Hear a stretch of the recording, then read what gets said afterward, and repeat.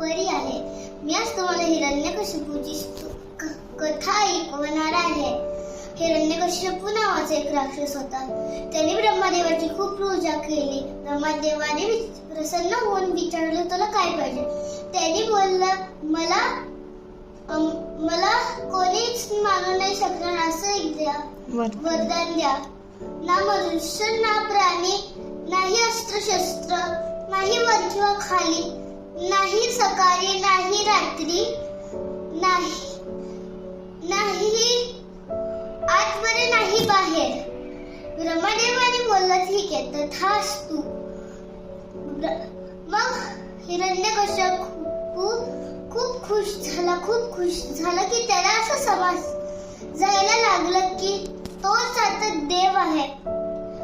तर त्याने सगळ्यांना खूप त्रास दिला की त्याचीच पूजा करायची. त्याचा जो मुलगा होता प्रल्हाद तो विष्णू भगवानची पूजा करायचा. नारायणा नारायणा. हिरण्यकशिपू हे बघून थोडे अँग्री झाले. मग आणि त्यांनी बोललं प्रल्हादला की माझी पूजा करायची आता मीच देव आहे. पण प्रल्हाद काही ऐकला नाही. तर हिरण्यकशिपू त्याला खूप राग आला. त्याने बोलला की त्याच्या सिपाईला की प्रल्हादला टेकडीवरून खाली टाका. जेव्हा त्यांनी टाकलं प्रल्हादला तरी पण त्याचं सुरू होतं नारायण नारायण. तसं तो टेकडीवर खाली पडताना त्याला काहीच लागलं नाही. तर मग हिरण्यकशिपूला राग आला आणि त्याने याला वेलच्या आत टाकून द्या. त्यांनी टाकलं पण प्रल्हाद परत वर आला. नारायण नारायण.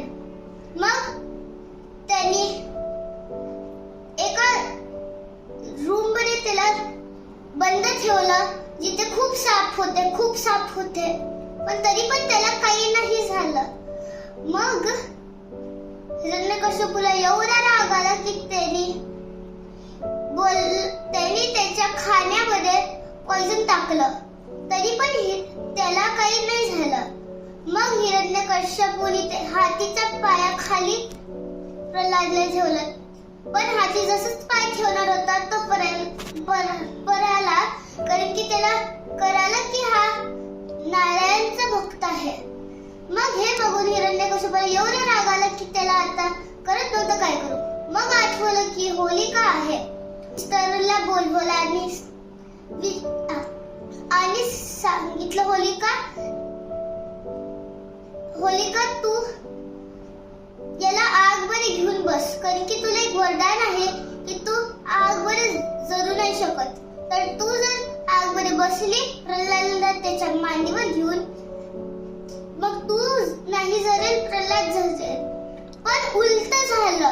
प्रल्हाद नाही जळला आगमध्ये आणि होलिका जळली कारण की तिने वेस्ट केलं होतं तिच्या पावरला. होलिका त्यामध्ये जळून गेली आणि हिरण्यकशिपूला एवढा राग आला की त्याने प्रल्हादला विचारलं तुझे नारायण कुठे आहे. मग त्याने बोललं माझे नारायण सगळीकडे आहे. मग हिरण्यकशिपूने बोललं या पिलर मध्ये आहे का. मग प्रल्हादने बोललं की हो या पिलर मध्ये पण आहे. मग हिरण्यकशिपूला एवढा राग आला की तो त्या पिलरला तोडायला लागला. मग जेव्हा पिलर तोडल्यावर त्यावरून नरसिंह निघाला. विष्णूचा एक रूप ज्याचं फेस लायनचा होता आणि ह्युमन बॉडी होती आणि त्याच्याकडे मोठे नख होते. हिरण्यकशिपूला जसं मारलं तेव्हा तो नाही आत नाही बाहेर तो दारात होता. तो नरसिंहाच्या मांडीवर होता. नाही वरती नाही खाली. आणि त्याला संध्याकाळी मारलं होतं. नाही मॉर्निंग नाही अस्त्रशस्त्रांनी नव्हतं मारलं त्याला नखाने मारलं होतं. जर तुम्हाला ही कथा आवडली असेल तर व्हिडिओला नक्की लाईक करा. धन्यवाद.